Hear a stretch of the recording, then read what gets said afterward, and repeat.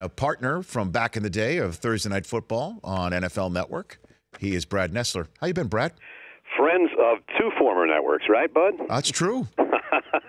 That's I true. I miss you on Thursdays, man. I miss you too, Brad. I miss you. Certainly those chats and conversations we would have in the hotel bar after. Yeah.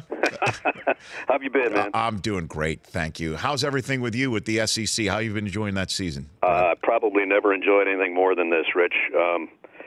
Was away from it for 8 weeks last year and realized how much I love this game and love doing what I do. And so when you're away from it and you lose it for a minute and you get it back, you appreciate everything that much more.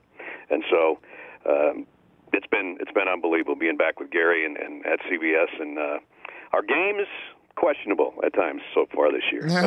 Well, I'll tell you what. It seems to be very top-heavy in the SEC, to say the least. But LSU taking on Alabama this week. LSU, which was struggling earlier, now has cracked the top 20 again. Give me your thoughts on how LSU can shock the world a little bit. Yeah, I don't know if they can or not, but I think one of the best things that could have happened to them was losing to Troy. They just were disorganized. They weren't focused. That got their heads back on straight, I think, and Coach O got them headed in the right direction. They're talented. They're not LSU past years talented because they're not deep enough, I don't think. They got some. When you got Darius Geis and people like that, they have great skill position players. Defensively, they're maybe not quite the LSU teams of the past, and they're certainly not as deep. But they're playing a lot better. A month ago, if you and I would have been talking, I would have said, I wonder if we're even going to do that game, even though that's, almost a given that LSU and Alabama is going to play at night on CBS. But a month ago, it didn't look so good. Now it looks a lot better. Can they shock the world? I don't know if anybody can beat Alabama. And I'm kind of surprised they're number 2, I'm going to be honest with you. And I've seen Georgia and Alabama each twice in person. And our cumulative scores, Rich, are 190 to 14. And one of those was a defensive touchdown, and one was Florida just trying to get on the board, so they kept their streak alive of scoring in every game for 368 or whatever. Whenever they scored with 2.5 minutes left last week. So those 4 games have been so lopsided that I'm not sure. It's top heavy. You're right. No, I know. I don't mean to laugh because we have radio fan bases in both Florida and Tennessee, and Florida's already moved on from its coach, and Tennessee is rumored to be thinking about it themselves. Now, Georgia being on top of Alabama, why would you be surprised about that, Brad? Just the eye test. Haven't done both of them twice. I just think Alabama is a little bit better. Not a lot. Their scores over the teams that we saw, Georgia's were just about as lopsided. I still think if somebody said you can have Jalen Hurts or you can have Jake Fromm, I'm taking Jalen Hurts just from the experience standpoint. Alabama's deeper in the backfield, even though Georgia's got 5 guys that can play. When I've done the Alabama games, they're putting in the third-string tight end just to run the ball at the end, just to give everybody else a breather. I mean, that's how good they are in the backfield. And defensively, Georgia's close. I just think Alabama's better. And I guess it's just the eye test. I just think Alabama – I can't wait if those two end up squaring off in the SEC championship. It's going to be a hell of a game. Well, how are they not going to be in front of you for that call? Pardon me? How in the world will they not be in front of you for that call? Well, yeah, it should work out that way. I just think there's a lot of ball left, Georgia's got to go to Auburn, so does Alabama. Auburn, if they play like they did the first half against LSU, they're capable of beating anybody. If they play like they did the second half of LSU, they might lose the rest of their games. So I can't figure out some of these guys. But anyway, they both have to go through the plains, and that's not going to be easy for either one of them. Brad Nessler, voice of SEC football on CBS Sports, joining me here on the Rich Eisen Show. I'll tell you one person who's probably happy that Alabama is ranked lower than Georgia. Nick. That's right. Now suddenly it's not poison to talk about, right? No, That's not rat poison. Now it's something to get maybe to snap the attention of. Now it's catnip. Maybe Absolutely. It's catnip, Brad. Can I use that one?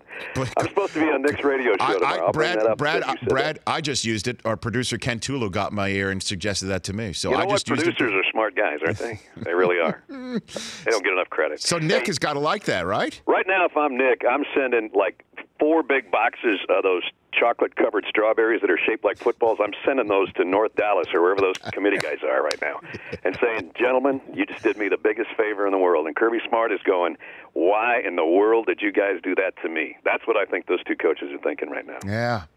Because it is just food for thought right now. I mean, Notre Dame and Clemson. I mean, in terms of what you've seen on TV, then passing with the eye test. Yeah. Who do you think of the one-win teams? Would you agree that Notre Dame and Clemson get to go over Oklahoma, Ohio State, Penn State, or TCU in that regard? That's why we got 4 more weeks left. I think I've seen Notre Dame. Let's see, I saw the entire game against Georgia. I've seen them play probably 2 halves.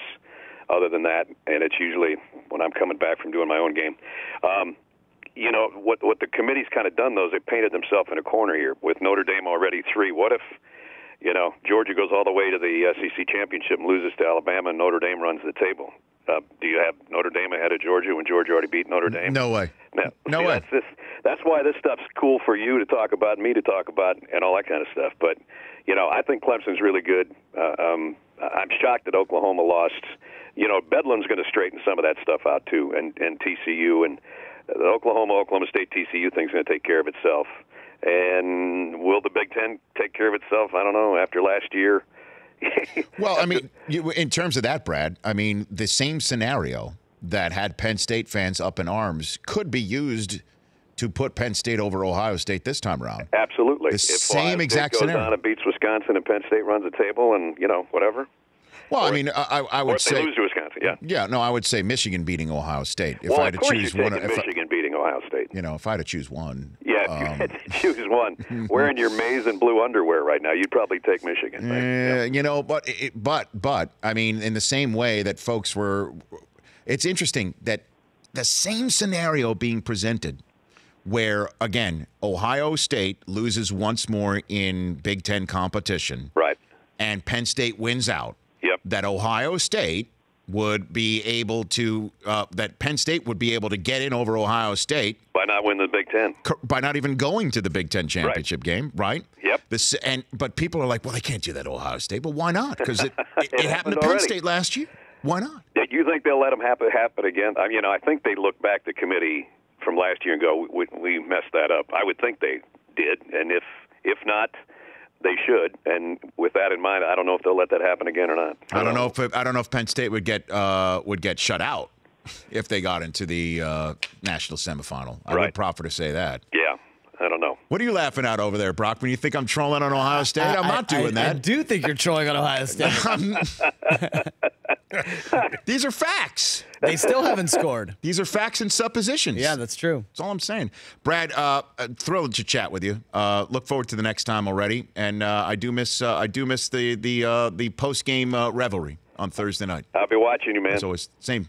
Tell Marshall and Mooch and Michael and Dion and the whole crew I said hey. I will do that. You got it. That's Brad Nessler.